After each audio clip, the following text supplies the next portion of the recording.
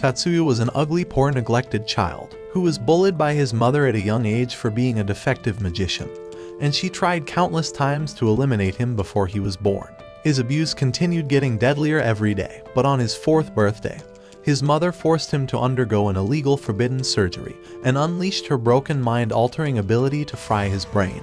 However, the procedure failed, but she deleted all of his emotions and desires, and no matter how much he cried or screamed for help, they kept testing him like he was a worthless rat and used him as nothing but his sister's bodyguard. Since that day, however, Tatsuya secretly developed the greatest destructive magic known to mankind, and gained the ability to revive others from the dead, but kept hiding it from his family. Even on planes, his mother and sister would ride in first class and eat the best food, while he had to sit alone among strangers and starve all day. When Miyuki saw him waiting with her bags, she was disgusted by the fact that he was blood related to her, but her mother told her to not be bothered by it, because he's nothing more than their servant. Even looking in her direction would make her want to vomit, and she wished for him to die one day. When they got to their villa, their maid Hanami welcomed them inside, but after seeing the nice weather, Miyuki asked her mother to take a walk outside. However, her mother said to bring their servant along, but Miyuki was revolted by the idea of being close to him. As she enjoyed the sun, all she could think about was how worthless that person is, and couldn't even bring herself to call him her brother. After all, he has no magical powers. But as she kept walking, Tatsuya tried pulling her away before bumping into someone, but the big black man intentionally shoved her back anyway. The 3 oppressive soldiers threatened to harm her, but Tatsuya stepped in to protect his sister, and told them to get their ugly asses out of his face. However, after hearing his disrespect, the man launched a magical infused strike towards him, but Tatsuya blocks it with ease, shocking Miyuki. As the man got in a fighting stance, Tatsuya told him that he's risking his life, but after the soldier feinted his first shots, Tatsuya evaded his strike and punched him in the stomach, forcing him to his knees. Both of the soldiers' lackeys were shocked, but Tatsuya took his sister's hand and left. As they kept walking, she never imagined her brother would be this powerful, and for the first time, she felt a different kind of emotion towards him. Inside the mansion, Miyuki told Hanami that her brother protected her, but Tatsuya said he was only obeying his orders, shocking Hanami. However, his mother was glad that he knew his worthless place, and after he left, Miyuki began crying, wondering why he had to be her servant. When she was done showering, Hanami told her that her mother was feeling ill because of her deadly disease, so she would have to take her place at the royal party to represent their family. Along with her, she would be taking Tatsuya, and after leaving inside the limo, Hanami couldn't help but feel heartbroken, because while she was just an AI robot, Tatsuya was a real human, so she wished for those 2 siblings to be close one day. When they arrived at the party, her uncle greeted her and went on to introduce her to the rest of the family, while completely ignoring Tatsuya's existence. Her 2 cousins, Ayako and Fumiya, were excited to see her, but wondered if Tatsuya had come with her. As soon as they saw him, they ran to talk with him, but as Miyuki watched them from afar, their father thought they were disrespectful for ignoring the actual heir to the Yotsuba family. However, she noticed her brother smiling for the first time in his life, and felt jealous that he'd never smiled at her like that. But the entire Yotsuba family, the strongest mage clan in Japan, viewed him as nothing more than an instrument, so she knew that she had to treat him the same way, as a worthless peasant, and to never harbor any love for him. But in that moment, she saw him smile once more, and she felt a pain in her heart. A few weeks later, while Hanami was taking photos, she noticed the sad gaze on Tatsuya's face, and asked Miyuki to take a photo with her brother. However, Tatsuya needed permission from his mother, so after she agreed, they both sat down to take a photo together, but rather than remaining gloomy for the photo, Miyuki smiled in the last second. Just then, however, their boat began speeding away, and the captain alerted them that a submarine was stalking them. As the vessel launched missiles towards them, Tatsuya slowed the flow of time, and raised his hand to activate his abilities and neutralize the missiles, breaking them into pieces. His sister wondered how he was able to use magic without a CAD device, and wondered who he really was, because she never knew anything about her own brother. Later that night, the ugly, disgusting commander of the Navy, who had no budget spent on his anime eyes, began investigating why the torpedoes were fired at them. However, none of them knew the reason, and Mia told him to stop wasting their time. Outside of the house, the big black man saw Tatsuya once again, and when the leader recognized that he was the one who knocked him down, he forced his subordinate to apologize for his disrespect. Tatsuya accepted his apology, and the soldiers walked away. But before the leader left, he invited Tatsuya to come to the base and spar with them, and left to drive away. The following day, Mia had her weapons of mass distraction exposed, and Hanami told her that she was invited to a dance. Because of that, she called on Tatsuya to stand, and told him that he should take the captain's offer to train while she's not home. However, Miyuki wanted to be able to go with her brother and claimed that she just wanted to assess his combat skills in case they were in danger. Seeing her point, their mother agreed, but commanded Tatsuya to call his sister by her name in public rather than her highness, to avoid the rest from finding out about their treatment of him. After walking for hours in the rain, the two of them arrived to the naval base, and all the soldiers were training together. Eventually, the soldiers began sparring against one another without using magic, and the captain asked him if he wanted to give it a try. Looking at his sister, Tatsuya accepted the offer, so the commander assigned Shiba to battle against him, saying that Shiba was the national boxing champion in college. As they took their stances, Shiba told him to take it easy, but as soon as the match started, Shiba rushed forward and attempted to land his strikes. But Tatsuya landed a single blow to his chest, knocking him down to his knees. The commander called Haruto to battle against Tatsuya, telling him to go all out. In their stance, Haruto launched up to kick Tatsuya down, but he managed to evade every single one of his kicks with ease. However, one of the soldiers was even more shocked to see how Tatsuya was fighting as if he's experienced deadly combat. Because with each evasion, he opened the distance to prevent his opponent from using a concealed weapon. After evading the rest of his attacks, Tatsuya attempted to strike back, but both of his hits were blocked. And when Haruto attempted to finish the fight, Tatsuya grabbed his arm and threw him down, ending the match. His sister was surprised at how powerful he was, but the big black man offered to be Tatsuya's final fight, claiming he wasn't intending on fighting for revenge. The commander still asked Tatsuya if he was comfortable with the battle, and when Tatsuya agreed, Miyuki was worried about her brother, but he told her that he would be alright. After walking to his side, both of them got into their stances, and the soldier immediately enhanced his speed with his magic. But Tatsuya leaped away. Miyuki thought it was unfair for him to use magic, but Tatsuya called out Miyuki's name, telling her that he needs to be prepared to fight magicians in the real world. As he continued dodging his attacks, Miyuki wondered if he really just used her name for the first time, and Tatsuya began using his powers while the soldier rushed towards him. In an instant, Tatsuya activated his Gram Demolition to neutralize the soldier's movement, and pinned him down. Once the match was over, the soldier admitted defeat like a good sport, and decided to introduce himself once more. He told Tatsuya that he's with the National Air Defense Force, and that his name is Danny Boner, because he has a big black c***.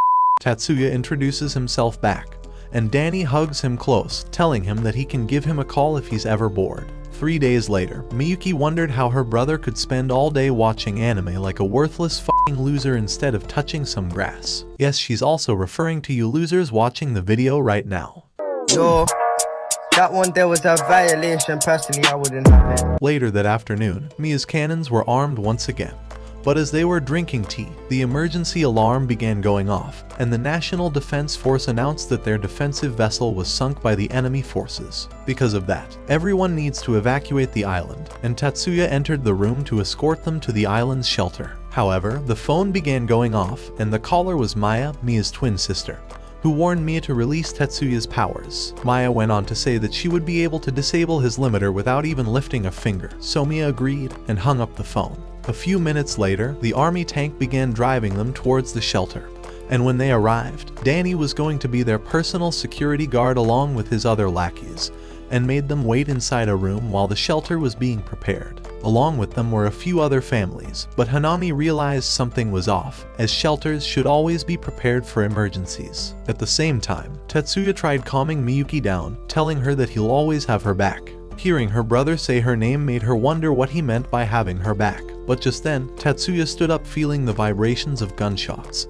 and in the distance, the delayed sound finally arrived. When Hanami wondered where they were coming from, he knelt down to analyze the building, and realized there was a magic inhibitor placed on this room to restrain their abilities. Mia told him to investigate what was happening outside, and her eyes glowed as she activated her ability onto him, removing his limiter to unleash his powers. As he rushed outside, he saw the guards firing against one another, and inside the hotel, the armed guards were ready to take them to the shelter, but Mia told them to take the others first while they waited for Tatsuya. However, she revealed to Hanami that she couldn't care less about Tatsuya, but that she was doing this because she couldn't trust the soldiers. In that instant, Danny rushed inside, but his comrades began firing towards him. While they were distracted, Hanami attempted to cast a protective barrier, but one of the soldiers destroyed their force field along with their ability to cast magic. Danny began screaming at his comrade to regain his senses, but his friend told him that he's a magician who's treated like a king because of his powers,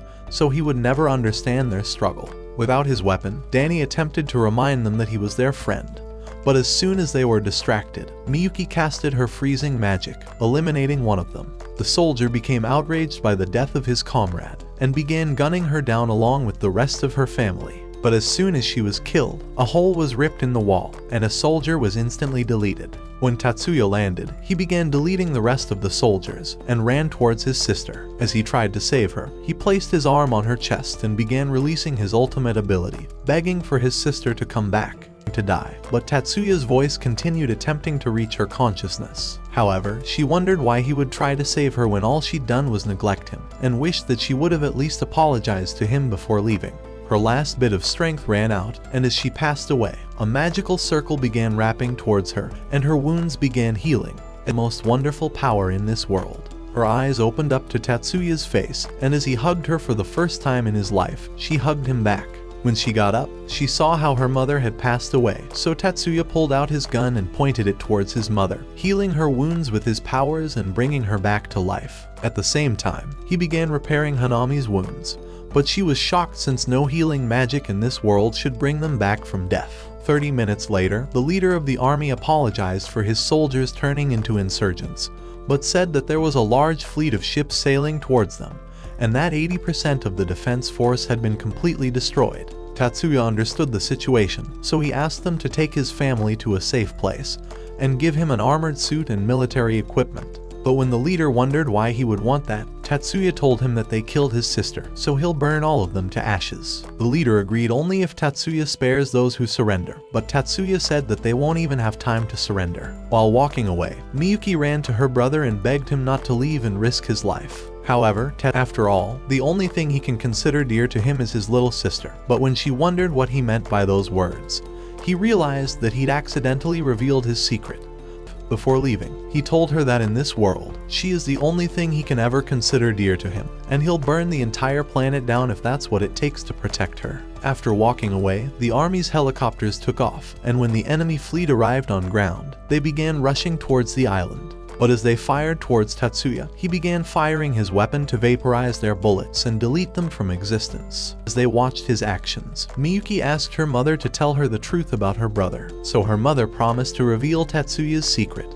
But before that, she commanded her to stop calling the good-for-nothing worthless loser her brother. However, Miyuki said even his regrowth skill wasn't considered magic, so his sister wondered if his abilities were a miracle. Her mother went on to explain that his entire life, he spent it to make his sister's life better, and barely even recognized his mother as a real parent. After learning the truth, she wondered if she could ever repay him for how horrible she's treated him. Meanwhile on the field, the remaining 6 ships began approaching the island. Inside the base, Hanami asked if she could leave to help Tatsuya, but Mia didn't care either way, because Tatsuya was finally about to release his second ultimate ability. Before launching his fire, Tatsuya told his comrades to leave before being destroyed by the enemy, as there was no time for them to find another firing point. However, the soldiers were determined to support him until the end, so Tatsuya began aiming his barrel down and firing his shots. At the same time, the missiles from the enemy were falling towards them, so the soldiers activated their barrier magic to block the explosions. With the time they bought, to missiles towards him.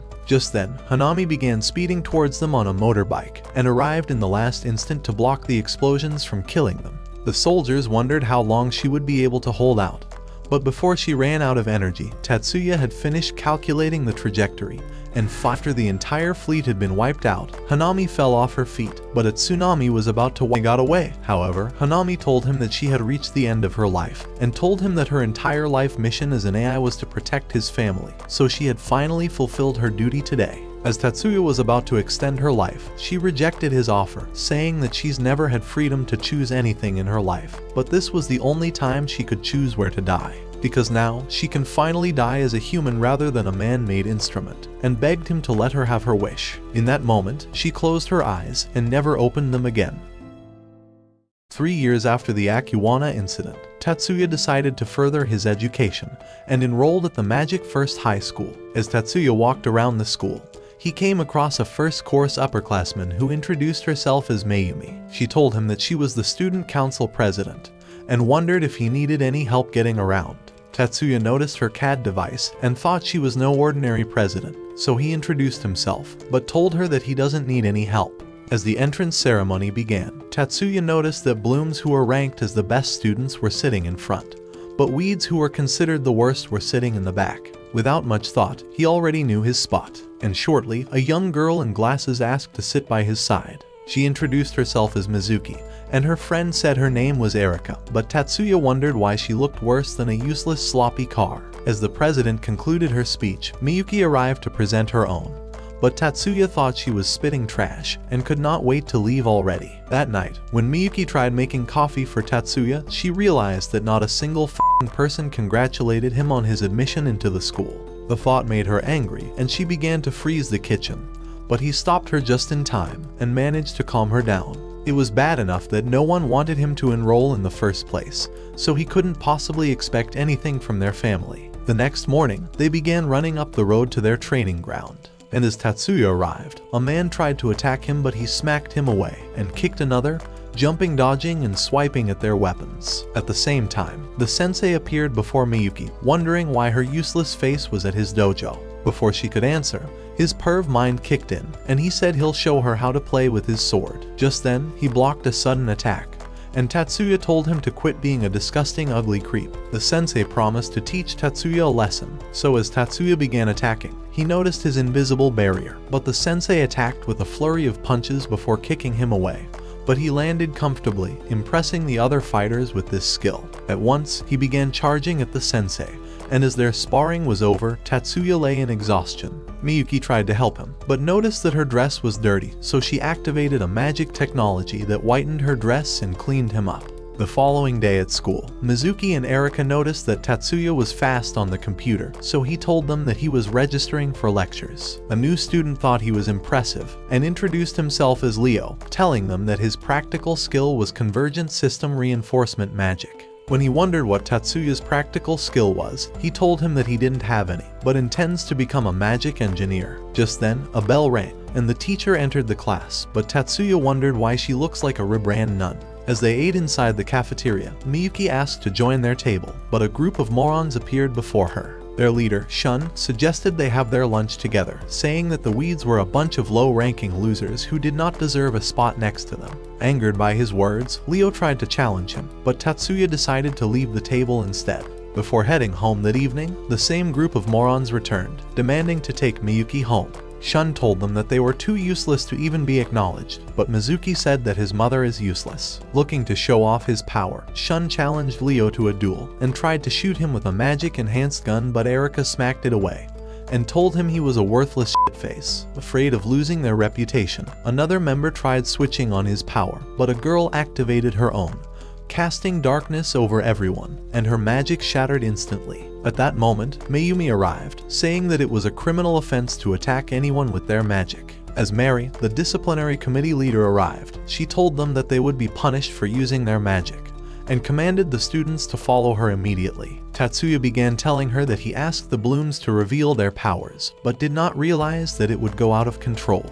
Mary thought he was a lying sack of shit but had no evidence to support her claim. Miyuki said that it was a simple misunderstanding and apologized for causing a disturbance. To cool off the tension, Mayumi decided to cover for them, but warned them never to activate magic on their own as it was against the school rules. Having no other choice, Mary said she would overlook the incident, but promised to keep an eye on Tatsuya. As they left, Shun told Tatsuya that he would never acknowledge him, not even for saving his sorry ass, as he was convinced that he was far too superior and deserved to have Miyuki by his side, but left anyway. When Tatsuya and Miyuki were ready to head home, two students from the blooms appeared before them and apologized for causing them trouble. Hanoka, the girl who blew up her magic, thanked Tatsuya for covering up for them so they wouldn't be expelled. When she wondered if they could walk to the station together, the weeds were shocked, wondering if she was from a different blooms. Shortly, they started walking down the street. When Honoka wondered how Miyuki modifies her CAD, she told her that Tatsuya was a CAD expert and could work his way deep inside her CAD anytime she wants. Erika thought Tatsuya was a manly man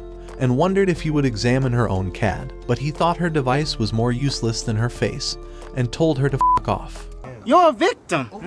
The following day at school, Mayumi hurried to Tatsuya and Miyuki and asked to speak with her at lunch. So that afternoon, they arrived at the council office for the meeting. And as they began to have their lunch, Mayumi told them that they always induct a freshman into the student council every year, and asked her to join the council. Rather than accepting, Miyuki told them that Tatsuya was more deserving of the position, having had the highest score in their test. She told them that Tatsuya was a genius compared to her, and wondered if they could both be accepted into the council. Just then, Mary said that there was still an empty spot at the disciplinary committee council. She thought Tatsuya would be a fine candidate for the position, so Mayumi nominated him immediately. At that moment, the bell rang, so Mary suggested that they meet when school was over. Inside the magic practice room, Erika activated the system and directed the device over the line with the speed she thought was perfect. However, when it was Tatsuya's turn, he activated the system and directed the device but thought it was too slow. He was disappointed at his ability and wondered why he sucked so bad. So later that day, when he arrived at the office, he decided that he was not good enough for the position and thought of turning down the offer. At the sight of him, Mayumi's ugly vice president, Jyabu, turned angry and walked past him to welcome Miyuki. Miyuki thought his face looks worse than broccoli, but decided to greet him anyway. Mary told Tatsuya that they must head to the disciplinary committee headquarters immediately so he would learn his full responsibility. However, as she tried to leave, Jyabu began saying that Tatsuya was bad news, and that no weed had ever qualified for a position in the committee. Miyuki told them that Tatsuya was better than the test score, and that he could kick anyone's ass in a fight. When Miyuki tried explaining further, Tatsuya silenced her and challenged Jyabu to a simulated fight, shocking everyone. Certain he would kick his ass, Jyabu accepted his challenge. Later that day, as they prepared for their fight, Jyabu thought he couldn't possibly lose to a useless low-ranking loser who couldn't even pass his practical skills test. On top of that, with his CAD that activates magic twice as fast, Jyabu was certain that he would win. He thought he could easily activate his speed-reliant sequence before Tatsuya, and using a single system movement spell, he would fling him into the wall with a powerful force that would turn him into a vegetable. As Mary commanded the duel to begin, Jyabu prepared to launch his attack, but Tatsuya knocked him down in an instant, leaving everyone in shock, as they wondered how he appeared behind him so fast. However, Mary declared him the winner, and they thought he was a ghost or something. When it was over, she asked if he activated a self-acceleration skill before the fight started, but he told her that his skill wasn't even magic, but was rather a physical movement. Miyuki told them that Tatsuya was training with a ninjutsu master, but Mayumi wondered if he used a spell from ninjutsu. So Tatsuya told her that his skill was a basic level vibration spell that he created with Sion waves. Even so, Mayumi thought Sion waves weren't strong enough to knock someone out, so Tatsuya explained that he had overwhelmed Jyabu with enough Sions that made him feel as if he was having a terrible seasickness. When Mayumi wondered how he managed to release waves so powerful, Suzune explained that Tatsuya had released 3 Sion waves of different frequencies and directed them right at Jyabu so they would create a very strong wave together. She thought his abilities were incredible and wondered how the f*** his practical exam score was low. Tatsuya told her that the school has a terrible grading system, and that most of his abilities were overlooked in the test. Regaining consciousness, Jyabu told them that the practical test was scored only on the speed of activating a spell, and accepting he was a loser, he decided to apologize to Miyuki, saying that he had allowed his emotions to cloud his judgment, and had wrongly condemned her words. However, he was too ashamed to make peace with Tatsuya and decided to leave instead. At home that night, Miyuki asked Tatsuya to upgrade her CAD so she could multitask with her skills, so he agreed to help her, and shortly scanned her in a device. However, when she was done, rather than going straight to bed like every other good supporting MC, she decided to play devil's advocate, and wondered if her brother wants to develop plot with her. Miyuki wondered if he would have Mayumi for a one-night stand, or would rather have a Dothraki-style threesome with Mary. But Tatsuya wondered if she was high on some PG meds. At once, she grabbed her CAD, saying that she would rather have him all to herself so they can have their own wicked evil Joffrey, and activated a spell that knocked him down from his seat, making him to lose consciousness in that instant. At once, his self-restoration began, and his magic sequence was loaded. And as he finally woke up, Miyuki told him that it was morning already. That day in the disciplinary office, Mary introduced Tatsuya and Shun as the newest members of the committee, saying that they would start their patrol immediately, and commanded the other members to head for their duty. With the men gone, she told Tatsuya and Shun that they were allowed to use magic devices inside the school, since they were now part of the disciplinary committee, but warned them never to misuse their new privileges. Before long, he began patrolling the school, and soon came across a group of students who were trying to force Erika to join their club. Deciding to save her, he activated his CAD, and as he rushed to her, he knocked out the first guy and hurried off with the girl. When they arrived at a safe spot, Erika told him that she doesn't want to be alone, so they visited a kendo club together. However, Erika thought the kendo practice really sucked, and couldn't wait to leave. Just then, they noticed two teams on the court, arguing over space, and the arrogant douche decided to challenge the girl to a duel.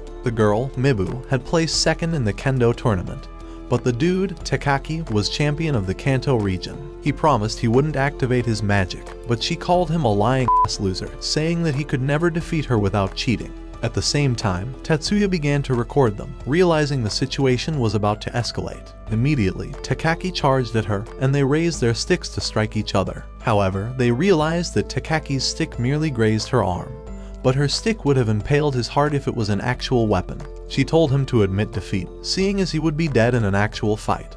But Takaki began saying that she was demanding for a real fight, and activated his core instantly. As he prepared to use his vibration combat magic and high-frequency blade, Tatsuya realized that this nutcase was about to take a little sparring way too far. In a flash, Takaki slashed at Mibu, narrowly missing her, and she realized she could have easily entered Nirvana. Takaki tried to attack again, but Tatsuya appeared before him and unleashed Sion waves that cooled off his weapon, as he immediately wrestled him to the floor. However, when the students realized he was a weed, one tried to grab him, but he whisked away. When he wondered why his friend was being arrested, Tatsuya said that he had used his magic inappropriately. Even so, the dude tried punching him, but he evaded and dodged another, causing him to bump into the other. As the other members attacked him, Mibu tried to support him, but her captain restrained her. At the same time, Tatsuya jammed their CADs and merely danced around the useless student, and the captain thought he was impressive. The following day at school, Tatsuya was informed that a group of students were fighting in the gym and had to arrest them immediately, so he hurried off. However, as he ran past the trees, a mysterious hand tried attacking him with magic, but he predicted the spell and released Sion waves that destroyed it immediately. And as the worthless loser ran off, he noticed his wristband, but he took off before he reached him. The following day in class, Leo told Tatsuya that he became famous ever since he took down the ugly band of losers in the kendo club, and ever since had become the local champ.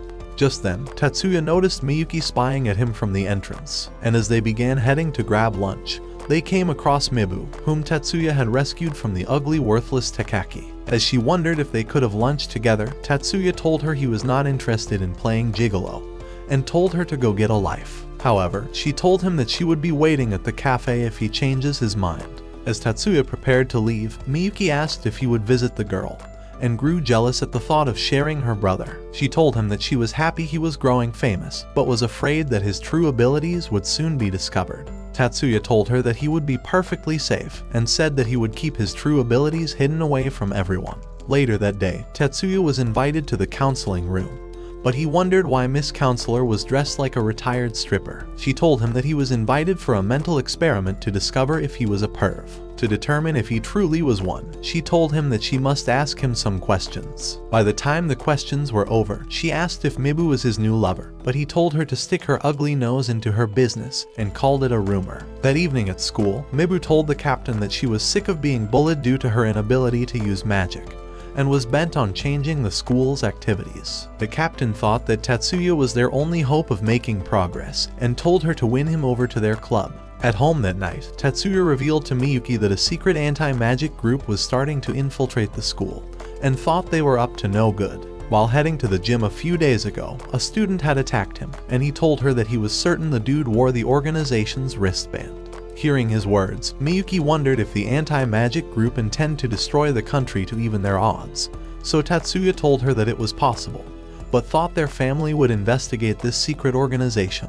Miyuki was afraid that they would have to return home once their family got involved, so Tatsuya promised to handle the situation before it got out of hand. A few days later, Tatsuya prepared for a new test, and as the system activated, it began estimating his magic speed, and he realized that it was over 900 milliseconds, and he thought he might be hopeless of ever improving his practical skills. At the cafeteria that afternoon, Mibu told Tatsuya that she intends to demand for better treatment for all the first course students if he decides to join her club. However, Tatsuya was not convinced and asked to know what she really hopes to change. Mibu thought the entire f***ing school could be changed, but Tatsuya told her that she was too confused to make up her mind on what was truly important. He told her that his only desire was to graduate from the school and abandon everything else. Realizing they had different intentions, Tatsuya told her that he wouldn't be joining their club, and decided to leave. That afternoon, Mibu's secret group began announcing on the Pihei system that they intend to fight for equality in the school. They demanded to negotiate with the student council and threatened to destroy the school if their demands were not met. When Tatsuya and Miyuki arrived, Mary told them that they had cut off power, but could not make their way into the room as the door had been barricaded. At once, Tatsuya called Mibu and began telling her that the committee was willing to negotiate with them, promising they would not be arrested. Before long, they restrained the students, and Mibu wondered why Tatsuya had tricked her. Just then, Mayumi arrived and commanded that they release the students. She said that Mibu could not decide the terms of their negotiation on her own, but that she needed the support of the others. After all, they were all considered students of the school.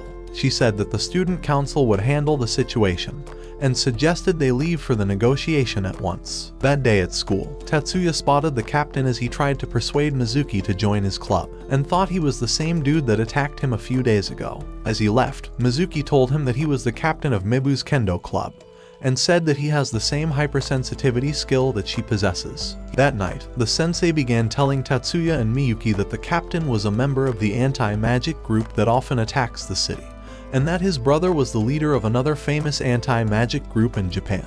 He said that he was up to no good and was certain that they would attempt to ruin the debate. On the day of the debate, two mysterious men abandoned a truck outside the school and took off before they were spotted. Inside the hall, the kendo club rep began telling everyone that the school's system was rigged to only favor magic users. However, Mayumi thought the dude was just paranoid, and began explaining that the committee does not have the power to change everything in the school, but promised to change the rule that made it impossible for second course students to join the student council. As she let out those words, the students began to applaud her inspiring speech. And with that, the kendo club knew they had lost their only shot at success. Just then, explosions rocked the hall, and members of the anti-magic group tried running away, but the committee members managed to arrest them. At that moment, a tear gas was fired into the hall, and it released toxic gas, but Jayabu sealed it with a spell and hurled it outside. Shortly, 3 men burst into the hall, but started choking as Mary squeezed every breath out of their lungs. Outside, several men arrived and began blasting at the school. Tatsuya offered to secure the building, and realizing that 2 deaths were better than 1, Mary commanded them to leave immediately. At the same time, Leo was kicking the bad guys around. When one of them tried to blast him with magic, Miyuki cast a spell under their feet and raised them high towards the sky before allowing them to hit the ground. Leo was happy to see them, and Erika thought they now have an advantage. When Tatsuya wondered where the rest of them were, the teacher-turned-counselor appeared before them, saying that the men's true intention was to attack the library, and that their attack on the hall was a mere diversion. She told them that Mibu was working with the men, but said that they shouldn't condemn her for her poor decisions as she was being toyed with like a Barbie doll, and was trying to overcome her own demons. When they realized he was running off to the library, the others started running after him. At the same time, the men were beating up the students, but Leo activated his Panzer Fist and punched one away. Miyuki thought his skill was impressive, so Tatsuya told her that Leo had cast a reinforcement spell on his CAD, and he continued blocking all the attacks. As he charged at a man, he destroyed his shield, but Tatsuya told him to head for the library. Inside, Tatsuya activated a new power and was able to scan the building and discovered the precise positions of all the men. Immediately, Erika began rushing forward, and drew her weapon as 2 men appeared before her. Within a moment, she jabbed one and knocked the other. As another man appeared, Erika managed to stop him, telling them that she would kick his ass on her own. At that instant, Miyuki raised Tatsuya with a spell, and he flew over them, leaping off the wall, and she activated her device and followed him. Inside a private room, Mibu wondered if she was doing the right thing, seeing as the mysterious men were trying to steal all the school's magic data. However, before they could copy the data, the door fell open, and Tatsuya shot a signal that destroyed their devices. When one of them tried to shoot, Miyuki froze his hand instantly, and he realized he wouldn't be unwrapping any gifts for Christmas. Tatsuya began telling Mibu that there could never be equality in the world, and that she had merely allowed herself to be tricked into making bad decisions. However, she thought her intentions were right, and wondered why Tatsuya was not angry at the world. Miyuki told her that Tatsuya was a dozen times smarter than her, and that he always earned his respect rather than demanding it. She thought Mibu was just a scrawny, useless, lazy flat ass, and said that she really needs to get a life. Damn!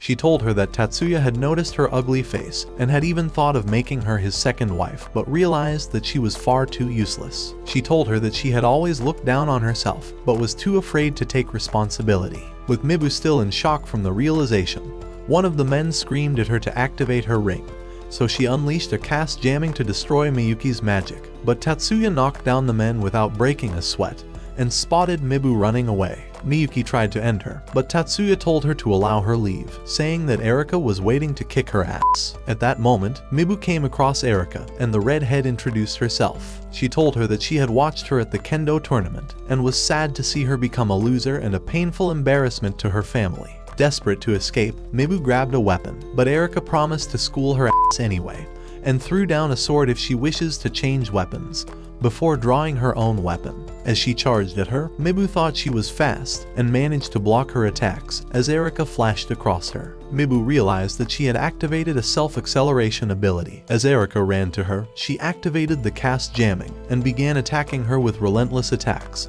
But Erika fought back, breaking her weapon in half. Eager for more action, Erika told her to take up another weapon, saying that she wants to kick her ass fair and square. So Mibu threw away the ring and picked up the sword, accepting the challenge. She said that she noticed her technique was the same as Mary's and was certain she could defeat her now, but Erika told her that she couldn't beat her even in her own dreams. In a flash, Erika knocked her down, and she realized that her bones were fractured. She told her that Mary was actually a pupil in their training school, and that regardless of her position in the disciplinary committee, she was still her senior in training. Immediately, she caught Mibu as she passed out. Later that day, a member of the committee appeared before the captain, wondering where he had been hiding. So the captain tried escaping, but another student appeared before him. As he cast a jamming signal, the dude knocked the air right out of his fucking lungs. That evening in the infirmary, Mibu began explaining everything that happened with the captain, and said that he had tricked her into joining the anti-magic group after realizing that she was a hopeless, lonely loser. Mary told her that she wasn't a loser, but was unlucky to become his victim. As Mibu grew sad, Tatsuya told her to be proud of her achievements, and said that she has grown stronger all on her own, even without getting acknowledged by anyone. Touched by his kind words, she began to cry like a kid who lost her candy. When that rap was over, Tatsuya told them that he intends to annihilate every member of the anti-magic group. As Miyuki asked to come along, Erika and Leo offered to be their backup. Just then, he opened the door, revealing Miss Counselor, who had been eavesdropping on their conversation. Before long, they discovered the secret group hideout, and Kasuto offered to come along. After all, he was a member of the 10 Master Clans, and thought he was ready to face off against any threat. Within a few hours, they began heading towards the hideout, and Tatsuya told them that they must capture the leader of the group. As they arrived, Leo cast a panzer spell to protect the vehicle as they crashed through the gate. Inside the hideout, Tatsuya scanned the building and discovered that several men were waiting ahead, but he was ready for them. As they entered a storage room, the sunlight flashed on Tatsuya's eyes, and they discovered an ugly-ass dude standing before them. He introduced himself as Hajime, and said that he was the leader of the anti-magic group. Immediately, Tatsuya pointed his weapon at him and commanded them to surrender, but the dude thought he was a clown and laughed at his disgusting face. In hopes of expanding his army, he asked Tatsuya to join his squad. However, Tatsuya wasn't buying his crap, and told him that he already knew that he tried manipulating Mibu into persuading him to join their group, but said that he was no simp. Realizing he had a better chance convincing a robot, Hajime decided to try his backup plan and threw his glasses towards the roof. Using the distraction, he activated a mind control spell, but Tatsuya knew exactly what he intended to do, and wondered if he had controlled Mibu's mind the same way. The dude was in shock, and wondered how Tatsuya resisted his spell. Tatsuya told him that he noticed how he activated his CAD, and already knew that the glasses was merely a distraction. He had seen through his spell before he activated it, and thought it was a cheap trick that failed before it even began.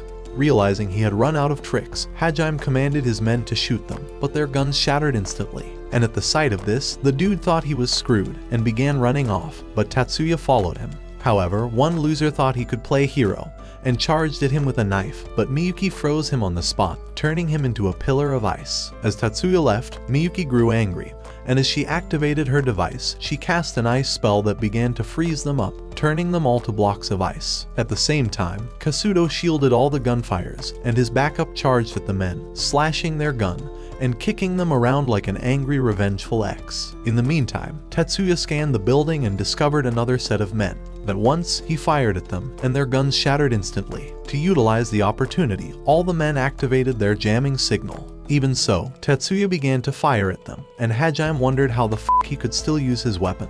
Just then, a light blade slashed the door, and Kasudo's backup realized that Tatsuya had taken out the men on his own.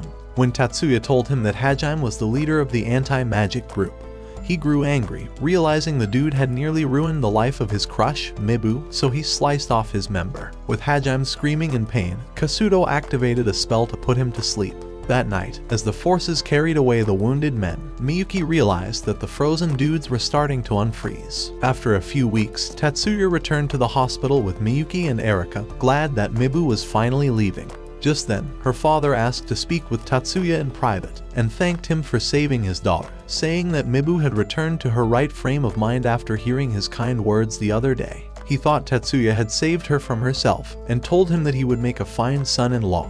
As he rejoined the group, Erika decided to ask Mibu whom she would rather go home with. She said that Tatsuya would make a fine candidate, and wondered if her preferred choice was the backup Kirihara. Deciding to admit her feelings, Mibu began telling them that she had loved Tatsuya from the start, and had considered him a strong, dependable man that could save her when she was in trouble. On the other hand, she said that Kirihara was a great companion, and was stuck in her friend zone forever. Hearing her words, Kirihara knew he was fucked, and was never getting out of the friend zone. As Miyuki and Tatsuya left the hospital, she asked him why he had decided to enroll at the high school, seeing as his abilities were far too great for any student. Tatsuya told her that he enjoys being a student, and said that he wished to share these moments with her. That night during training, Miyuki flew high and began slaying flaming balls. Using a spell, she ascended higher, and destroyed the rest before easing her landing with another spell. At that instant, Tatsuya noticed a presence in the trees, but the sensei knew who it was already. Before their eyes, Miss Counselor stepped into the light, wondering how they sensed her in the woods,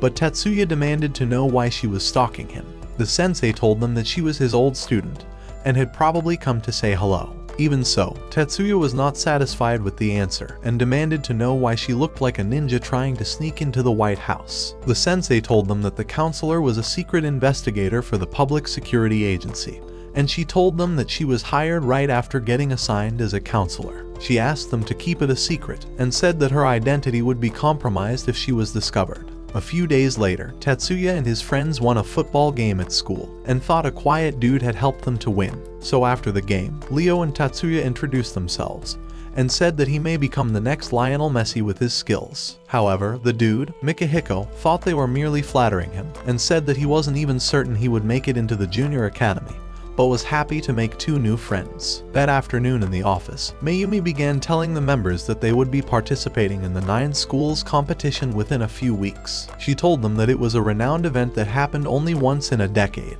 and that the school's reputation was at stake, as this was their chance to earn some respect for the next decade. So that afternoon in a meeting, Mayumi announced that the council was recommending Tatsuya for a position as a technical staff.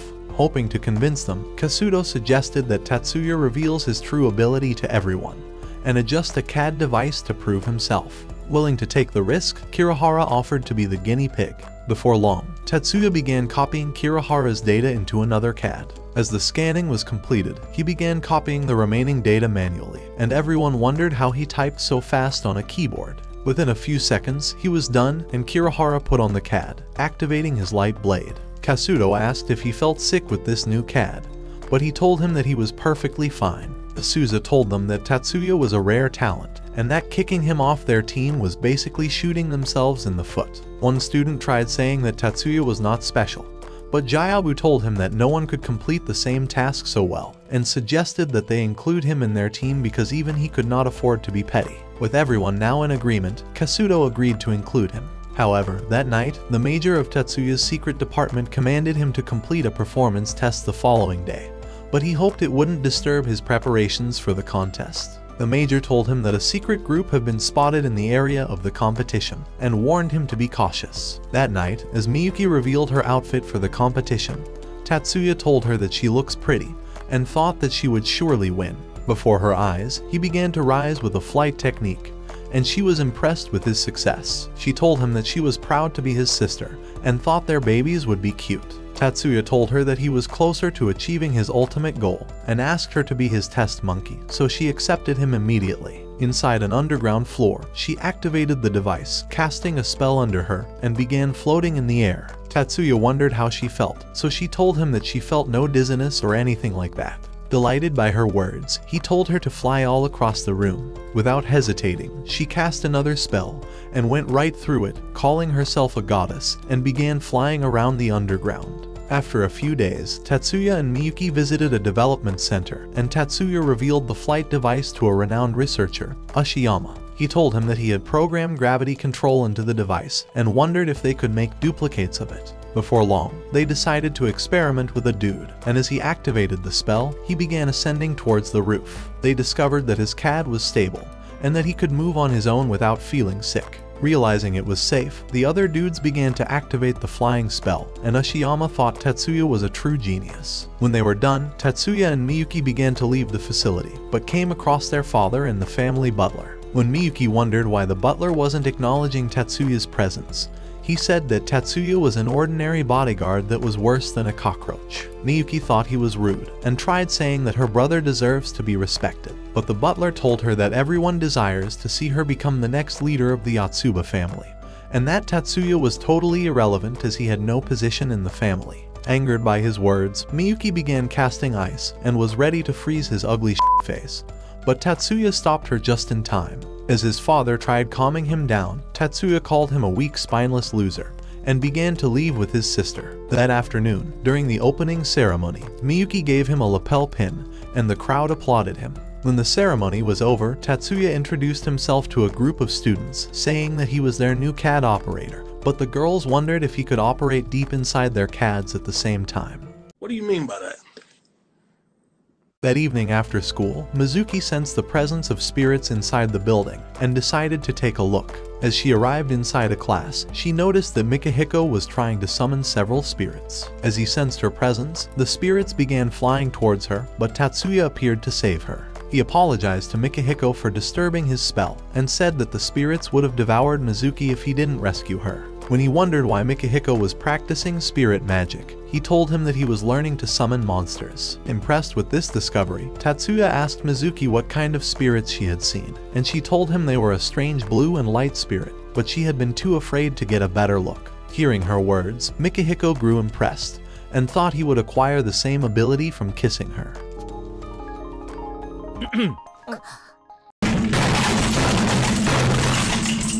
Tatsuya told them to get a room, but Mizuki apologized for getting carried away. Mikihiko told her that he has always wished to have crystal eyes like her own, and had lost himself in her beauty. Tatsuya thought his pickup lines sucked. The following day, as the students were ready to leave for the contest, Mayumi arrived late to the bus and apologized to Tatsuya, but he could care less and told her to get her flat ass inside. What did he say? Thinking she could ride his bone all the way to their destination, she wondered if he would sit beside her, but he told her that her face was too ugly and said that it would give him nightmares. As the buses drove away, Miyuki grew sad that she wasn't riding with her brother and wondered why they had to be separated. At the same time on the road, Van Kun lost control and flew over to their lane, looking to isekai as many victims as possible. But the driver stepped on the brakes, managing to bring the bus to a stop. Even so, Van Kun was hungry for victims, and began skidding towards the bus. At that moment, all the students prepared to unleash their magic, but Mary commanded them to cease their attack as their magic would only cancel each other. She tried telling Kasuto to stop the vehicle, but he told her that he could not extinguish the flames. Miyuki offered to extinguish it and cast a spell that destroyed the shields before putting out the fires instantly. Without hesitating, Kasuto cast a shield and the vehicle slammed into it. With peace restored, everyone wondered what the fuck just happened. After arriving at their destination, Tatsuya told Miyuki that he sensed magic at the accident scene and thought the driver had caused his own accident. As they arrived inside, they came across Erika, but Tatsuya thought her horrendous face deserved no audience and hurried away. That night, during the banquet, Erika appeared before Tatsuya, but he said her maid outfit looked more clapped than her face. He cold. Before long, a man welcomed all the students and decided to introduce the director of the Magic Association for his speech. Just then, the hall went dark and a lady appeared in the light. Tatsuya noticed sensory interference magic around the hall and wondered if the director had cast everyone into a large-scale spell. But the lady soon left, and a man without eyeballs appeared before them. He told them that the lady was a test, and that only 5 people managed to realize it. He said that the rest of them were worthless failures, and that they would all be dead if he had tried to annihilate them all. That night outside the hotel, Mikihiko tried practicing his summoning magic, but sensed the presence of mysterious men, and thought they were burglars. As he cast the spirits towards them, they were repelled by another magic, and he realized they were not ordinary burglars. He tried hurrying to the spot, but thought he was too weak, having lost most of his powers in an incident a few years ago. As he thought of reporting to the security, he remembered that Tatsuya had taken down some upperclassmen without any magic. This thought inspired him, and he was certain that he could do the same, so he began chasing them. After spotting the men, he cast light spells, and their guns shattered before they could use them. Just then, powerful lightning electrocuted them like worthless piece of trash. As he appeared before them, he thought someone must have destroyed their guns, and wondered who it was. At that moment, Tatsuya appeared before his eyes, and he was happy to see a familiar face. At the hotel, when Tatsuya first discovered the presence of the 3 men, he had realized that Mikihiko would not reach them in time, so he hurried off to support him. And as he noticed that Mikihiko's spell was taking too long to activate, he decided to destroy the men's weapons, finally causing them to be electrocuted before revealing himself to Mikihiko. As soon as he left, the major appeared and began telling him that Mikihiko was just like him, as Tatsuya had a similar struggle accepting himself. However, Tatsuya told him that he was no babysitter and said that Mikihiko could deal with his shit on his own. The following day, as the competition was finally ready to begin, Tatsuya noticed that Mary was confident about winning, but Erika thought she was merely showing off. At the sound of a gun, the girls took off, and one girl caused a wave to disturb the water, but Mary was unfazed, and as she activated a spell, she surfed even faster. Tatsuya told the girls that she had cast a reinforcement magic and a multicast movement at the same time, and with this magic, she was able to fix herself to the board so she wouldn't fall off. At the same time, she was casting movement magic that helped her to keep her balance. Just then, Mary jumped to the lower pool, splashing water on the others, and Tatsuya said that her strategy had helped her to win the race. That afternoon, as Tatsuya arrived at a private meeting, the major told him that the mysterious men were members of the No-Head Dragon, which were a secret group of criminals that intend to start a war. The major told him that their intention was to destroy the competition, but hopes that they're discovered soon.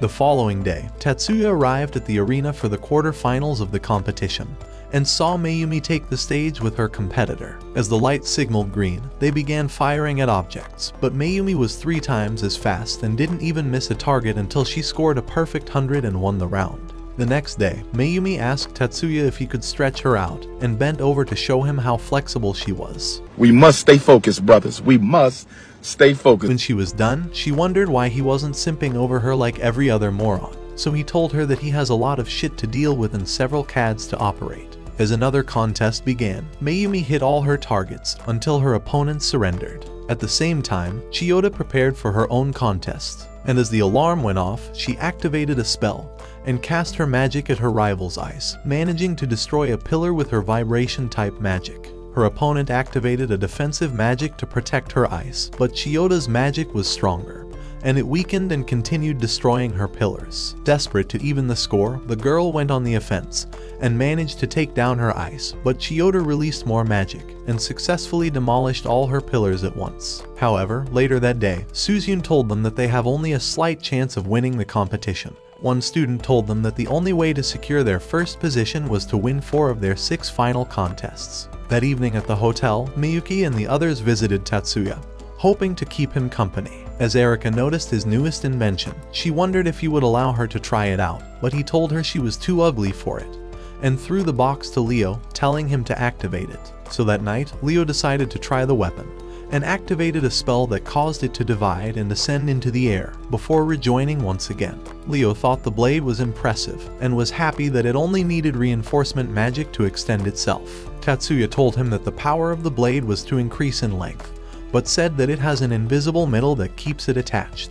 To put the blade to test, Tatsuya summoned broomsticks from the ground, and Leo was prepared to slay them all. As he charged forward, he began knocking the brooms around and eventually broke them to pieces. The following day, as another contest began, Mary took off on the water, but noticed that her closest rival was closing up. As she tried surfing around the corner, she realized that her rival had lost control. And before she knew it, the girl slipped from her board and began flying towards her. When Mary tried to evade her, her board dipped into the water and she crashed into her, knocking them both out of the water. Realizing she may be wounded, Tatsuya offered to see her immediately. That evening, when Mary woke up at the hospital, Mayumi told her that she had broken her ribs from the fall and that they were being held in place by magic. As memories of the race returned to her mind, Mary told Mayumi that her board had dipped right before her accident. Mayumi thought it was unusual and told her that someone had attacked the water with magic. Inside the hotel, Tatsuya told the others that an outsider had definitely attacked Mary with magic, but Kei wondered how they would discover who it was. He told them that the competition has several magicians whose duty was to cancel all forms of magic that could interfere with the contest, and he wondered how a magic user could have evaded all the security and cast a spell on the water. Later that night, Mayumi told the committee that they had only 2 major contests left, and that the only way to win the competition was by winning both contests. She told them that a poor performance in their final 2 contests would cause them to lose their first place. However, since one of the 2 contests offered more points than the other, Suzune told them that they had decided to abandon the lesser contest for the higher one, hoping to increase their chances of finishing with the highest score. This was all or nothing, and Mayumi told Miyuki that they were putting all their eggs into her basket, and were choosing her to represent the school in the final contest. Tatsuya thought she really has a chance, and told her that she would succeed, inspiring her with his words. The next day at the arena, as Shizuku readied herself for her own contest, the girls wondered if she would perform well, seeing as Tatsuya was only servicing her CAD for the first time. As the contest began, Shizuku started firing at her targets, barely missing any, and eventually scoring a perfect 100. Later in the tent, Suzune told Mayumi that the boys had lost their races again, and were cementing their reputation as worthless ugly losers. With only 1 race remaining, Mayumi hoped by a miracle that they would win. Inside the lab, Tatsuya told Shizuku that he had upgraded her weapon and was certain that she would win her next round. So she thanked him for believing in her and began to leave. As the contest began, she started blasting her targets, and her score increased twice as fast as her opponent. When it was over, she scored a perfect 100, and her friends celebrated her success. After the contest, Mayumi thanked Tatsuya for helping them to win and sustain the top 3 spots, but he told her to thank the students instead. With Tatsuya unmoved by the excitement, Suzune wondered why he was always depressed and ugly, but he gave her no answer. The following day, before the next contest started, Tatsuya met Hanoka in the arena, and told her that he came to offer her some help before the race began. And before long, Hanoka began to prepare for the race. Tatsuya told the girls that he came up with a trick to help her win, since the participants weren't allowed to cast their magic on each other. So they put on their sunshades and waited for the race to begin. As a noise signaled the start, Hanoka activated her magic, and a blinding light shone on their faces, throwing the riders off balance. Using this distraction, Hanoka sped off, surfing quickly through the waters without any opponent in sight, and before long, darted through the finish lane. Excited to have won, Hanoka thanked Tatsuya for his help, and soon began crying like a kid. She said that she had always been a worthless loser, but for the first time in her useless life she won a race, and was now heading to the quarterfinals. That evening at the hotel, Mayumi and Mary discovered that the boys had lost once again after a screwed-up performance. At this rate, if they lost the competition, they would definitely hold the weak boys responsible. Inside Chinatown, a mysterious group of men began to wonder how they could switch the results of the contest, afraid that their team's failure would make them bankrupt. They thought that offing themselves might be a better option, but the leader suggested that they destroy every other team before it was too late. At the hotel, Tetsuya found Miyuki inside his room and wondered why she was not asleep already, so she told him that she wishes to speak with him. When he wondered what it was, she asked him why he had turned down the offer to include his name in the encyclopedia. So he told her that the Magic University was capable of investigating his abilities and knew they could uncover his identity as Taurus Silver and figure out his relationship with the Yotsuba family. He said that he wasn't powerful enough to hide his identity, and even though he could kick their aunt's ass in a one-on-one fight, he couldn't force the Yotsuba family to serve him. He said that even if he were to eliminate their aunt, a far worse enemy would take her place, and so they had no other choice but to keep obeying her commands. Immediately, Miyuki held on to him, saying that she was on his side and would support him forever. The next day, Shizuku appeared at the arena for the next round of the contest. As a blue light signaled the start, Shizuku and a dude activated their CADs, and he cast a shield to protect his pillars, but her magic destroyed several of them. The dude realized that he was losing and tried destroying her pillars to even the score, but she cast several spells to protect them and crushed what was left of his own pillars, winning the round instantly. Later that day, as Tatsuya worked on a CAD, Hanoka began admiring him and thought he must have a gentle touch. She remembered the first day she saw him during their entrance exam and realized that she had first seen Miyuki activate her magic and direct the object with impressive speed. She had thought Miyuki was a special talent and wondered if she could ever become so powerful. When it was Tatsuya's turn, she had watched him direct the object with lesser speed, but thought his magic was beautiful and wondered how he made it look effortless. At that moment, Mayumi and the committee arrived, and Mayumi said that they came to offer Miyuki their support, but she kindly told them to shove it. Before long, Miyuki appeared inside the arena. As a blue light signaled the start, her rival tried activating her CAD, but realized that Miyuki had already cast a spell on both sets of pillars. As she melted her opponent's side with Inferno, she protected her own side with ice. The girl tried increasing her magic, but Miyuki's magic overwhelmed her, and in a final attempt, Miyuki cast a powerful ice that consumed her side instantly, and Tatsuya was proud of his sister. That night, as the students celebrated their success, the girls began to wonder how Tatsuya increased Miyuki's CAD and upgraded her skills for the contest. They thought he was awesome and hoped he would service them just as well. One girl grew jealous and wondered why Tatsuya was not allowed to service her until she climaxed, as she thought her own engineer was not manly enough. Hearing her words, Shun got angry, realizing his ugly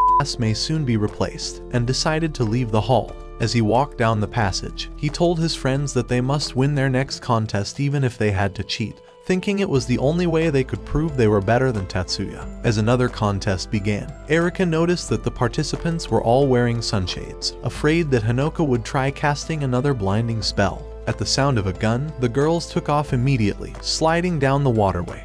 But a rival slowed down at a bend, allowing Hanoka to take the lead. As they arrived at another bend, the girl slowed down again, but Hanoka increased her speed. At that moment, Mikihiko realized that the other surfers were wearing dark goggles, and that each time they arrived at a bend, they slowed down so they wouldn't smack into a wall. On the other hand, Hanoka was wearing normal goggles and was traveling with enough speed to sustain her first position. This was Tatsuya's strategy, and as she flew over the finish lane, she knew he was definitely a genius. After the contest, Mayumi thanked the girls for their performance, saying that they had dominated the Pillars Break contest and had all made it to the final. However, Shizuku told her that she was willing to fight for the top spot, even if it meant challenging her own teammate. Determined to prove herself, Miyuki agreed to compete with her. So the following day, they took their stands on opposite sides of the arena. As a light signaled the start, Miyuki unleashed her Inferno, but Shizuku shielded her pillars. However, when she realized that the Inferno was melting them anyway, she decided to use a different CAD and blasted Miyuki's pillar with a Fanon Mazer. Even so, Miyuki thought she was too ugly and weak, and cast a powerful freezing spell that spread across the pillars and began melting them. To end the contest, Miyuki unleashed her full Inferno, destroying all the pillars at once. The next day, as Tatsuya arrived at the team's tent, Miyuki told him that their teammates were wounded in an accident. However, Shizuku thought it was no accident, but a deliberate attack to render their team useless. As Mayumi arrived, she told him that the team were attacked with battering ram right before their round, and were buried under the rubble. Convinced that the officials were at fault, Tatsuya wondered if the contest would be postponed until their men were recovered. However, Mayumi hoped there would be a solution, and asked to speak with him privately. Inside the private room, Tatsuya revealed that he had captured 3 burglars who intended to break into the hotel on their very first night, and had discovered that they were Hong Kong-based criminals who were trying to decide a winner for the contest. At the same time in town, the mysterious men were at a meeting again, wondering if their plans were working out perfectly. With the leader unwilling to take any risks, he suggested that they get rid of the entire team. That night, as the Mirage Bat began, 2 girls on Tatsuya's squad began slicing the lights before every other opponent. That night after the contest, Tatsuya was invited to a meeting with the committee, and Mayumi thanked him for his efforts. Due to his strategies and upgrade on their CADs, she said that they were able to sustain first place with a lead of over 50 points. She said that even if they withdrew from the Monolith Code, they would merely drop to second place. However, she was unwilling to settle for less, and told him she wants to win every round of the f***ing competition, and asked him to fill the spot of the wounded boys, as only he was man enough to give Masaki and Shinkuru a run for their money. Tatsuya told her that he couldn't replace the students as it was against the competition's rules, but Mayumi told him that he was allowed to be the exception. She said that he was their best substitute, and Mary was confident that he could kick anyone's ass. Determined to stay out of it anyway, Tatsuya tried saying that he was a weak, ugly loser that was too useless to even beat a chicken, and that they were better off choosing a first-course student. Having heard enough, Kasuto reminded him that he was a member of the committee, and said that his duty was to obey Mayumi's commands. And with every member of the committee in agreement, Kasuto told him to quit making moronic excuses and accept the command at once. Realizing there was no getting out of this, Tatsuya finally agreed to take the spot. However, when he asked who would be his teammates, Kasuto told him to choose his own team, since the contest was starting in a few hours. Excited for the outcome, Tatsuya decided to choose Leo and Mikahiko as his teammates, hoping they would kick ass together. At the hotel that night, Tatsuya told Leo and Mikahiko that he would adjust their CADs before the contest and create the perfect strategy to kick ass. By the next day, Tatsuya and his friends were prepared for the contest. And as it started, Tatsuya flashed before the enemy and fired a spell that weakened him, allowing him to run ahead. When the dude tried to blast him, he destroyed his spell instantly, and Shinkuru realized that the skill was Gram Demolition. Mary remembered that the same spell had stopped the van from smacking into their bus on the highway,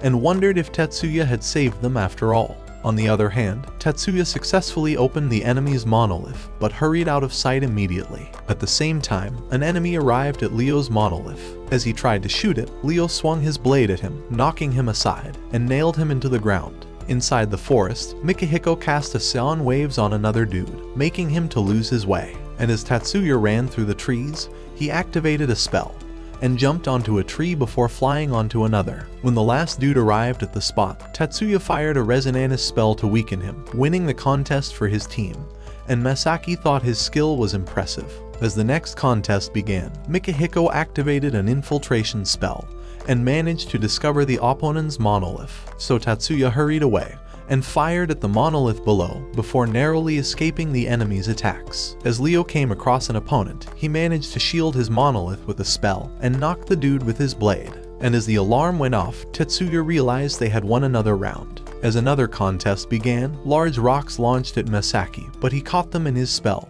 and destroyed them instantly. Desperate to keep him away, the other team began launching rocks, but his interference armor dispelled them all. As they realized they were hopeless, an opponent tried hurrying to his monolith, but Masaki blasted him with a spell. One of them tried summoning large rocks, but Masaki caused them to explode at that instant. However, the dude wouldn't quit, and activated a new spell, combining them into a barrage of attacks to seal him up forever, but he pulverized everything, and blew them up. With the contest over, Tatsuya realized that Masaki and Shinkuru were inviting them to a face-to-face challenge in the finals, and realized it was their best chance of winning. Mikahiko wondered if they really stood a chance with them, but Tatsuya told him that they were better off worrying about their next opponents. As the contest began in the mountains, Tatsuya pulled an enemy into the water and ran into their territory. From a tree, he fired at their monolith, and Mikahiko entered the code into his CAD, winning the contest immediately. That evening, Tatsuya met the spy counselor and asked her to uncover the hideout of the No-Head Dragon gang which tried to attack their hotel the other night. However, she was shocked by his discovery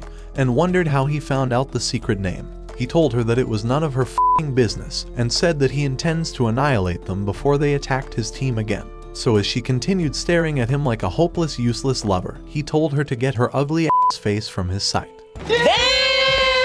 At the same time, Masaki and Shinkuru were pleased after discovering that the final would be in an open field. Masaki wondered if Tatsuya would fight them face to face like they hoped, so Shinkuru told him that he had no other choice. Inside the tent, Tatsuya gave Mikihiko and Leo magic robes, saying that they possess protective circles and would help them in casting magic. He said that it would protect them from Shinkuru's invisible bullets and said that they were perfectly legal. The next day, while preparing for the contest, Tatsuya began to wonder if his team could really pull off a win, and if he stood a chance facing off with Masaki and Shinkuru at the same time.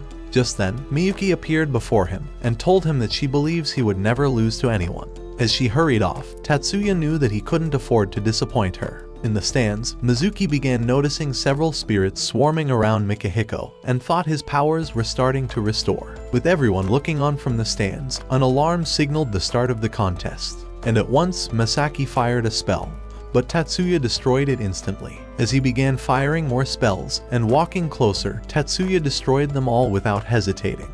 However, his shots repelled on Masaki's interference armor, but they continued walking closer to each other, firing relentlessly like they had limitless ammo. Deciding to go on with their plans anyway, he told the backup to secure the monolith and took off. As Tatsuya saw him run across the field, he started running towards Masaki. With his attacks unrelenting, Tatsuya managed to blast them all, narrowly dodging invisible bullets, and spotted a hole in the ground. Realizing it was a close call, he decided to activate his mystical eye, and as he began sensing Masaki's spells around him, he shot them without holding back. At the same time, Shinkuru was hurrying to Tatsuya's monolith, but Leo appeared before him. As Shinkuru tried casting a spell, he drew his robe and planted it before him as a shield, immediately swinging his blade, but he evaded it. Realizing his invisible bullet wouldn't penetrate the shield, Shinkuru flew through his spell to protect himself from a blast. And as he tried casting a new spell, Mikihiko multiplied before his eyes using Genjutsu. When Leo tried finishing him off, a blast exploded in his face, and Shinkuru realized that Masaki had attacked him with an invisible bullet. To use this advantage, he immediately cast a spell and glued Mikihiko to the ground. Just then, Tatsuya began charging towards him, but as Masaki cast several spells around him, he realized that he had increased his attack beyond the competition's rules and thought Tatsuya would not survive it. With a spin, Tatsuya began shooting them one after another, and as he reloaded his weapon midair, he continued firing and rolling over the field, but invisible bullets blasted the ground around him, leaving the students in shock. As Tatsuya stumbled down the ground, Masaki knew he would surely be disqualified. At that moment, his system reported that Tatsuya had suffered fractured ribs and even ruptured his liver, while his combat ability dropped below the usual level. As the system announced that self-restoration was starting, it prepared his data for backup.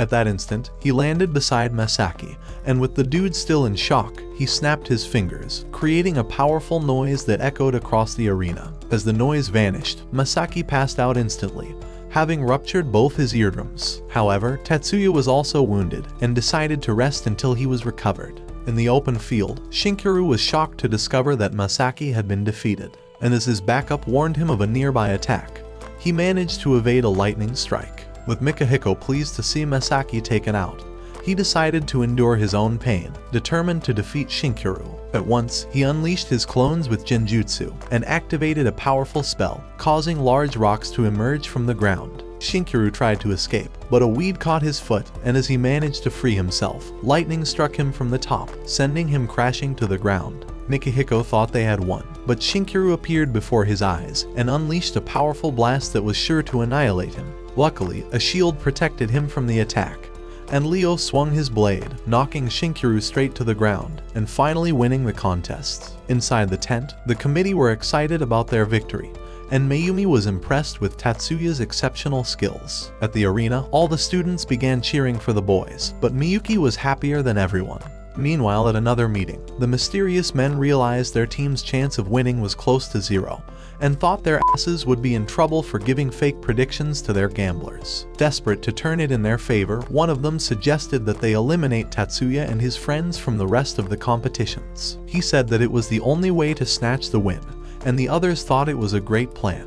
At the camp before her contest, Miyuki began to wonder if they would be attacked again, but Tatsuya told her that he would always protect her. That morning, when a contest began, the girls activated their spells and flew high to slash a light. At the game, Miyuki's teammate tried activating her core, but it failed, and Mizuki realized that something was definitely wrong. Just then, the girl began falling towards the water, but an official saved her from her doom, and Tatsuya wondered what could have gone wrong. At that moment, his phone rang, and Mizuki told him that she saw a spirit burst out of the girl's CAD. Hearing her words, Tatsuya realized they were being targeted again, and offered to take Miyuki's CAD to the device check before her contest. Before long, he arrived inside the tent, and the official started scanning the device. Just as he tried installing a virus inside, Tatsuya dragged him over the counter and demanded to know his intentions. When the dude refused to answer, Tatsuya tried ending him, but the eyeless old man entered the tent. As he demanded to know what happened, Tatsuya told him that the crook had tried frying Miyuki's device, and the man realized that the device had an electron silkworm, a powerful virus that causes a device to malfunction. And as the crook was led away, he told Tatsuya that Miyuki was allowed to use a spare CAD, since her original one had been corrupted. He said that he wishes to see him again, but Tatsuya told him that he has no time for old empty-eyed creeps. As he returned to his team's tent, Miyuki began apologizing, saying that she was sorry for stirring up his emotions since he wasn't meant to feel any anger. However, Tatsuya thought her apology was irrelevant, and told her that his anger was only meant to protect her. That evening in the arena, Miyuki realized that she has a slight lead on the board, so she asked Tatsuya if she could use the flying cat.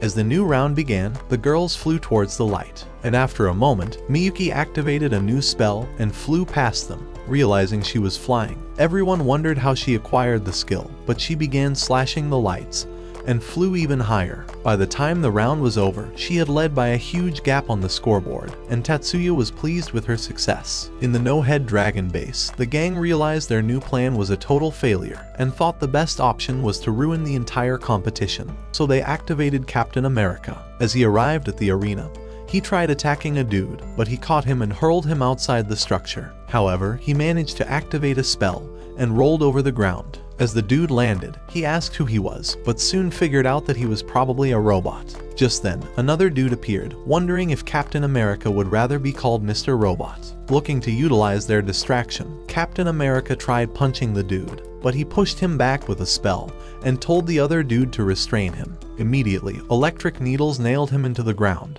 and they realized that their fellow agent, Fuji, had done the job. At the arena that night, Miyuki activated her magic as the contest began and started slashing the lights. Before long, she realized that the other girls had also acquired the flying magic, and they began slashing the lights together. After a moment, the girls started running out of magic, so the spell lowered them towards the ground, but Miyuki continued slashing her way to victory. That night at the hotel, as the girls celebrated their recent success, Erika wondered if they would win the second monolith code. In the parking lot, the counselor transferred all the data on the no-head dragon to Tatsuya, and as he left her, he told her that he was going fishing for bodies. However, when she drove away, he entered the agent Fuji's car and told her that he found the gang and intends to isekai them for Christmas. That night, the eyeless man visited the major's office and began saying that he wishes to include Tatsuya in his clan, since he was an outcast to his own clan. He said that he trained Tatsuya's mother and aunt when they were little, and hoped to do the same with him. He said that with Tatsuya on their side, the Yotsuba family would become too powerful and could even reign over the 10 master clans. Meanwhile, Tatsuya finally arrived in the city and began heading closer to his destination. Inside the hideout, the mysterious men were wondering how they could get rid of Tatsuya, seeing as he was becoming a bone in their throat. At the same time, Tatsuya had arrived on a rooftop, ready to isekai them all, and as he fired his weapon, one dude passed out instantly, and the men wondered what was happening.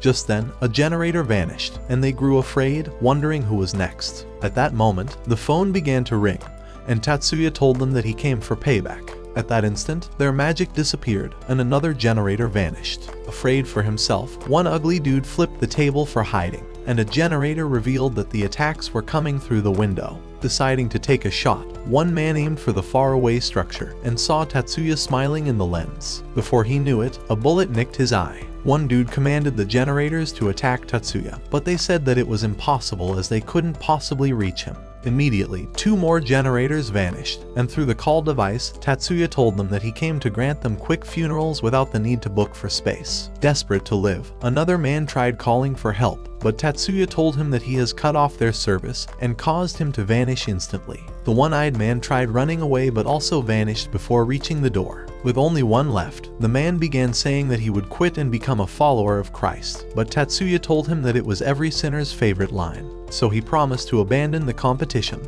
and said that the gang would withdraw from Japan.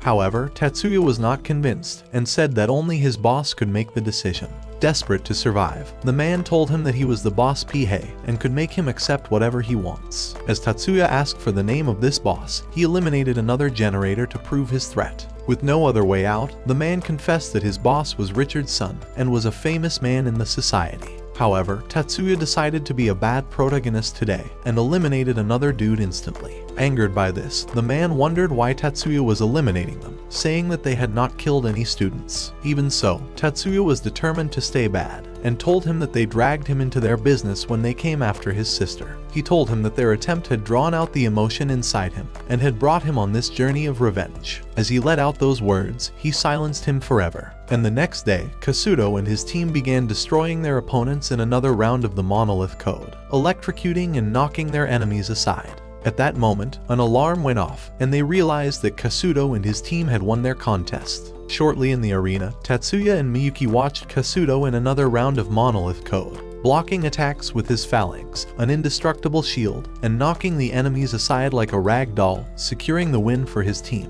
With the contest finally over, Miyuki and her teammates were awarded medals, and Kasuto was delighted to have won first place. That night at the hotel, as the team celebrated their victory, Tatsuya spotted Masaki with Miyuki, and realized that some love story may be close to developing.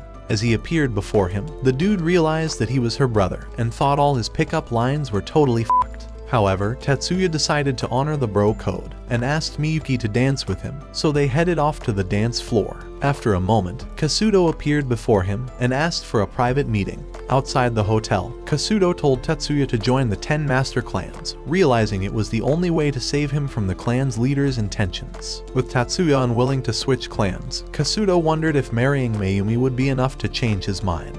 But Tatsuya told him that he was no simp and said that he was too young to become a baby daddy. Realizing his mind was made up, Kasuto told him that defeating the next leader of their clan could not be overlooked, as the leaders were determined to have him on their side and even make him their next leader. A few weeks later at school, Miyuki wondered why Tatsuya was in the library, and thought he was watching some adult-only videos, but he told her that he was searching for the Philosopher's Stone. He told her that the Philosopher's Stone had the ability to transform materials into magic ingredients, and due to this, was believed could store magic sequences. As he wondered why she had come, she told him that the new council president was asking to see him, so he agreed to leave. Inside a private office, the teacher told Tatsuya that they have been invited to a thesis competition, and wondered if he was willing to represent the school. He told him that the final member of the team has come. Having said these words, he decided to leave. After returning home that evening, Tatsuya and Miyuki met a creepy ugly lady inside who was his associate. After Miyuki offered to make dinner, Tatsuya demanded to know why her ugly ass was on his couch. The lady, Sayuri, told him that she wants his support at the headquarters and asked him to drop out of high school. But Tatsuya told her that he can't abandon his sister. She tried telling him that another guardian would look after her, but he told her that no one could ever be good enough for his sister, and that he didn't mind continuing as the good Terminator for the rest of his life. Realizing his mind was made up, she decided to reveal a relic that was similar to the Philosopher's Stone, telling him that it has the ability to store magic sequences, and wondered if he could duplicate it. This was basically the answer to Tatsuya's prayers, so he immediately agreed to analyze it. As soon as she left, he told Miyuki that he was going hunting for bad guys, and before long, took off on his motorcycle. Before his eyes, 2 vehicles crashed in an accident, and a pair of bad guys tried eliminating the man inside. Just then, Tatsuya began running at them. As one cast a jamming signal, Tatsuya dismantled his weapon instantly. Shocked by the sight, they wondered who he was, but he isekai'd them with quick shots. As he tried checking the victim, a sniper blasted him, but he healed instantly. Before his eyes, the bodies rose into the vehicle, and it sped away. Using his inner senses, he retraced the direction of the bullet and realized that the sniper was on a faraway rooftop. At once, he appeared before him and fired a blast that caused the sniper to vanish. After returning home, Tatsuya revealed the relic to Miyuki, telling her that he has been hired to replicate it. Even though he thought it may be impossible, he said that he was willing to make the attempt. After all, his success could birth the creation of magic robots that could fight their wars and even clean their toilets. Watch this next video. Till next time, my fellow legendary plot masters.